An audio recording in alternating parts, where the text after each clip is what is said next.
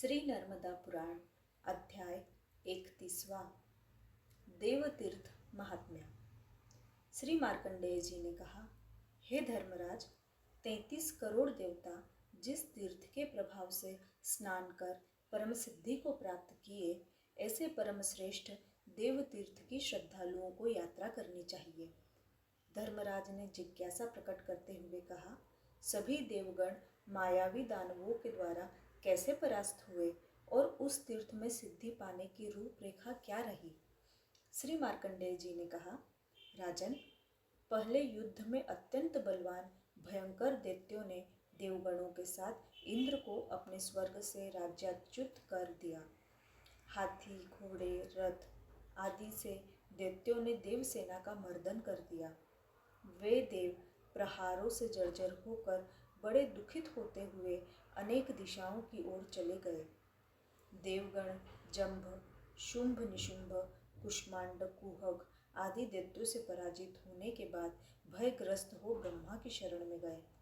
वहां अग्नि आदि देवों ने पूज्य देव ब्रह्मा को सिर से प्रणाम कर निवेदन किया, हे महाभाग, देखो, दानवों के द्वारा खंड किए गए पुत्रों स्त्रियों से अलग किए गए हम देवता आपकी शरण में आए हैं। सब लोकों के पितामह देवेश, रक्षा करो। परमेश्वर, देव, प्रभु, आपको छोड़कर हमारी कोई अन्य गति नहीं है। ब्रह्मा जी ने कहा, देवो, तुम सब लोग दानवों के विनाश के लिए नर्मदा पर स्थित होकर तप करो। स्वस्थ हो, तप ही सबसे श्रेष्ठ बल है। मेरे मत से कोई अन्य उपाय नहीं है। कोई मंत्र नहीं, कोई क्रिया भी नहीं। पापों के क्षय करने वाले नर्मदा के जल को छोड़कर कोई पुण्यमय नहीं है। दरिद्रता, रोग, मरण, बंधन और अनेकों महासंकट ये सभी पाप के फल है, ऐसी मेरी बुद्धि है।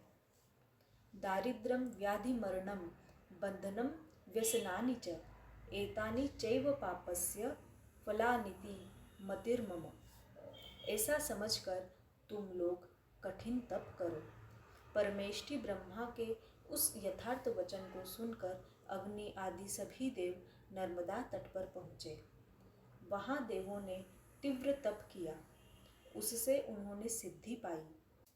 उसी समय से वह तीर्थ श्रेष्ठ देव तीर्थ प्रसिद्ध हुआ। सब पापों का विनाशक वह तीर्थ तीनों लोकों में प्रशंसित है।